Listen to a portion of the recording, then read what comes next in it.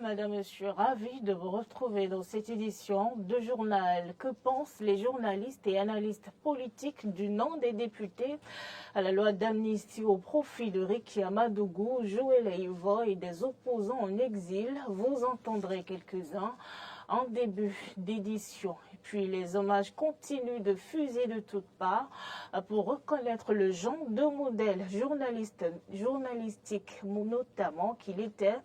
Justino Vieira par le doyen Jérôme Carlos, décédé à 79 ans lundi dernier dans la suite de ce journal. Et puis sur le continent, le Premier ministre nigérien Lamine Zein était en visite hier à Moscou. Les motivations de sa visite en fin d'édition.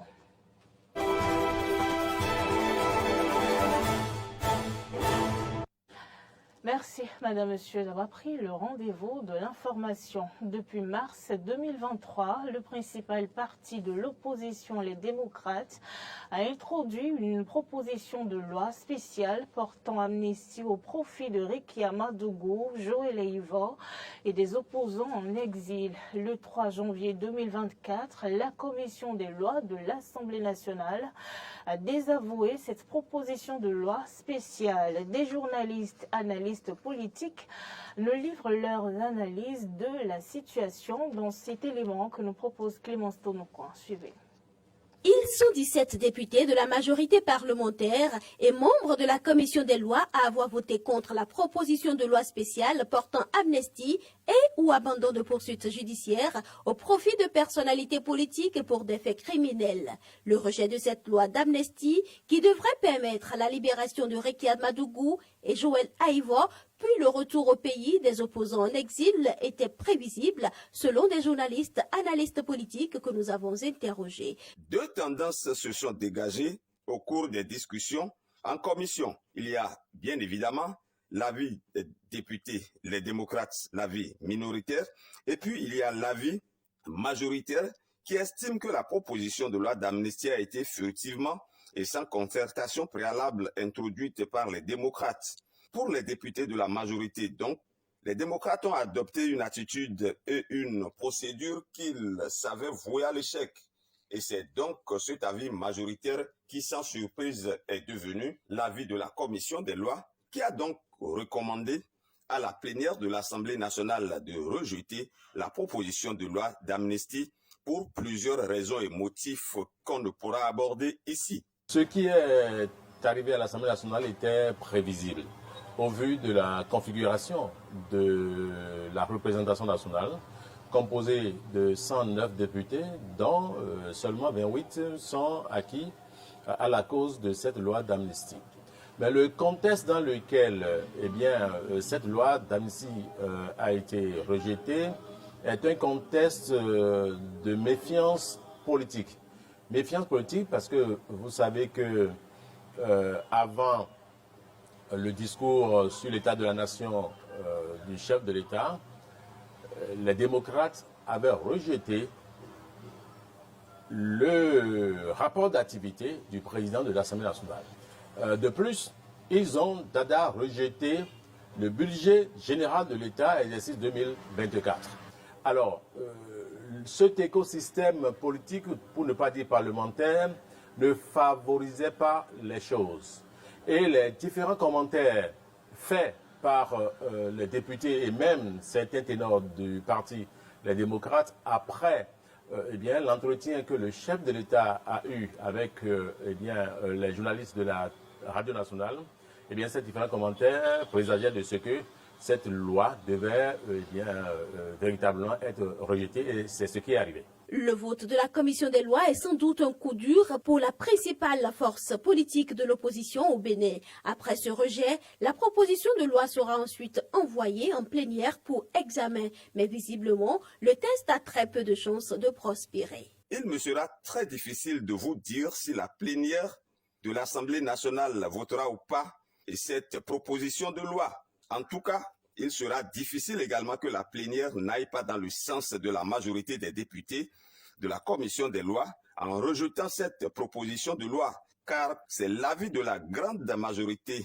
des députés, à moins qu'entre-temps, certaines réalités politiques qui n'interviennent pour modifier les rapports de force actuels au Parlement. D'ailleurs, selon les députés de la majorité, l'étude favorable de cette proposition de loi d'amnistie est conditionnée par un changement d'attitude politique des députés du Parti Les Démocrates et 2, une reprise de la voie normale indiquée. Cette loi est rejetée, la possibilité est très mince qu'on revienne là-dessus, parce que l'Assemblée, d'abord, c'est une question de majorité. Et lorsque vous n'avez pas la majorité, vous n'avez pas la force de décision. Aujourd'hui, ceux-là qui ont introduit cette loi n'ont pas la force de décision, la force de poursuivre l'œuvre de l'adoption de cette loi. Et donc, ils ne pourront pas espérer grand-chose. Le dossier va retourner à la plénière et ça sera totalement clos pour cette fois-ci. Conscient que la proposition de la loi spéciale portant amnistie au profit de Ricky Amadougou, Joël Aïvor et des opposants en exil ne passera pas dans sa forme actuelle, les députés de l'opposition annoncent déjà qu'ils vont introduire un autre test en cas de rejet par l'Assemblée nationale. Le ministre béninois de la Santé et le coordonnateur résident des Nations Unies, les chefs d'agence de l'UNICEF et de l'OMS ont réceptionné les premières doses de vaccins contre le paludisme. C'était dans la soirée de lundi à l'aéroport international Cardinal Bernardin Gonti de Cotonou-Tourendo pour le point. Il s'agit de 215 900 premières doses de vaccins contre le paludisme au Bénin, une importante étape vers une vaccination plus large contre l'une des maladies les plus mortelles pour les enfants. Benjamin Roupati, ministre de la Santé. L'arrivée des 215 900 premières doses de vaccins contre le paludisme au Bénin est une importante étape vers une vaccination plus large contre l'une des maladies les plus mortelles pour les enfants africains. Le Bénin est le 4e pays à recevoir des doses de vaccins antipaludisme après le Cameroun, la Sierra Leone et le Burkina Faso. Nous allons pouvoir démarrer d'ici quelques mois son administration aux enfants de moins de 2 ans. Le ministre a profité de cette occasion pour inviter les populations, en particulier les parents, à faire vacciner leurs enfants contre le paludisme pour les protéger contre cette maladie mortelle. Je voudrais une fois encore, à cette occasion, rappeler aux populations que la vaccination reste et demeure l'une des stratégies les plus sûres, les plus efficaces et les plus rentables pour lutter contre les maladies. Je garde espoir qu'avec l'initiative de la vaccination contre le paludisme, nous arriverons bientôt à bout de cette maladie. Le coordonnateur résident des systèmes des Nations Unies, Salvatore Nyanzema, a félicité le gouvernement béninois et les partenaires qui contribuent au renforcement des programmes de lutte contre le paludisme. Je voudrais féliciter le gouvernement du Bénin pour ce grand pas qui est le résultat de son engagement et sa proactivité. Je félicite également l'OMS et l'UNICEF qui ont accompagné le ministère de la Santé dans le processus et qui, je n'en doute pas, lui fourniront une assistance technique pour la suite. Je remercie évidemment Gavi, le Fonds mondial, UNITAID et le laboratoire GlaxoSmithKline pour leur rôle chacun en ce qui le concerne. Le paludisme demeure endémique et représente la première cause de décès chez les enfants de moins de 5 ans au Bénin. Il s'est éteint lundi dernier. Le doyen Jérôme Carlos et Lémois est encore dans le cœur de ceux qui l'ont aimé. Ce matin, sur le plateau de Matin d'Éden, Justino Vieira, qui l'avait adopté comme mentor, lui a rendu un vibrant hommage. Je vous propose de l'écouter. Vous savez, en retrait, on voit l'autorité, une grande personnalité, avec tout ce que cela comporte comme mur, comme barrière, comme influence. Mais voilà quelqu'un qui nous reçoit, il sort pour nous accueillir. Comme il le fait souvent à Cap FM. Bien sûr. Quand il vous donne rendez-vous, il faut être à l'heure, il vous attend devant son bureau, il sort pour vous accueillir. Il sort pour vous accueillir. Très bien. Deuxième chose, vous savez, je parle de 2011, Cap FM était au quartier Jacques. Tout à fait. Ce n'était pas l'espace, ce n'était pas toutes les commodités qu'on retrouve aujourd'hui à Cap FM. Et il s'est mis à nous faire le narratif de Cap FM. Il nous disait, pour la petite histoire, qu'un de ces jours, il recevait certains des visiteurs venus de l'extérieur et il se demandait s'il est sorti pour prendre de l'air. mais ils ne savent pas que c'est déjà son bureau. C'était en griffe sous un appartement. Ce n'était pas un espace aussi doré en tant que tel. Mais en réalité, lui, c'est son bureau, ça. Ça montre la dimension entrepreneuriale de l'homme. Ça montre combien de fois, lorsqu'il croit en quelque chose, il épouse une vision, il s'y accroche, il reste derrière. Il ne voit pas les superflus, il ne voit pas les éléments accessoires qu'on peut, dans un autre langage, considérer comme des éléments déterminants. Et donc, deuxième élément qui m'a marqué après sa sortie pour nous accueillir, c'est quand il nous fait ce gratuit, c'est son bureau. La façon dont moi j'entendais parler de KPFM, je ne m'attends pas à retrouver cette radio, je m'attendais sur un immeuble, en tout cas, un confort indescriptible, à la limite. Et il dit, mais c'est ici, nous faisons tout. Et il nous a présenté son équipe. Troisième chose qui m'a marqué, et vous comprendrez pourquoi je l'ai adopté plus tard comme mon mentor. À chaque collaborateur qui passait, le saluer ou peut-être lui rendre un dossier, quelque chose, il nous présentait ce collaborateur. Vous le connaissez? C'est ma secrétaire. Elle s'appelle, vous le connaissez? C'est mon temps. Il s'appelle, vous voyez, moi, j'ai tellement lu des choses sur Nelson Mandela, et c'est Nelson Mandela qui faisait ça, quand quelqu'un lui rendait visite, il lui présentait la femme de ménage, son collaborateur. Mais je vois dans mon univers, dans mon espace, dans mon environnement, quelqu'un qui le faisait également. Troisième chose. Quelqu'un qui vous fait penser à Nelson Mandela. Qui me fait penser à Nelson Mandela. Parce que je ne trahis aucun secret. Ceux qui ont suivi le film Invertus seront d'accord avec moi. Dans ce film, qui nous ramène dans la réalité de Nelson Mandela, chaque personne qui venait, Nelson Mandela le présentait. Chaque personne. Même si la personne venait fortuitement et à côté, il trouvait la formule pour lui arracher un tout petit sourire. Il trouvait la formule, ne serait-ce que sur son habillement, sur quelque chose, pour lui arracher un tout petit sourire. Et quand je vois quelqu'un de mon pays, un aîné, un douanier, avec autant d'humilité, moi je dis, Jérôme Carlos n'est pas que, il a en lui une fontaine d'humilité qui déborde. Je traverse tout ça, vous savez, la plus récente, et c'était, je le dis avec beaucoup d'émotion, c'était notre dernière conversation, le 4 janvier passé. Oui, il m'appelle. C'est lui qui vous a appelé. Il m'a appelé. Il dit, Justino, c'est pour te présenter les vœux. Écoutez, c'est incroyable que Jean Carlos vous appelle pour dire c'est pour te présenter les vœux. Alors que dans notre culture, c'est le petit frère ou bien c'est le petit qui en dit. Le doyen Jérôme Carlos, distingué grand officier de la jeunesse en août 2021 en marge de la fête de l'indépendance par le Centre de promotion et des arts. La nouvelle de son décès s'est confirmée lundi soir. On va suivre le portrait de l'homme que nous propose Moria Noagua sur les images de nos confrères de VLTV. On s'est dit on va se jeter à l'eau, on va nous-mêmes apprendre le métier, on va s'aguerrir et puis on donnera le meilleur de nous-mêmes. Il s'appelait Jérôme Carlos. Cette icône de la plume et du micro s'en est allée.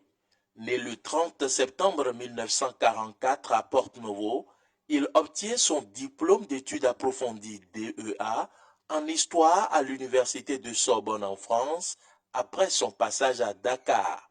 Sa carrière d'enseignant, embrassée en 1969, l'a amené à enseigner au lycée Charles de Gaulle du Sénégal, carrière poursuivie au lycée Béanzet à Porto-Novo. L'ancien élève de Père Aupier s'est très tôt révélé par sa plume.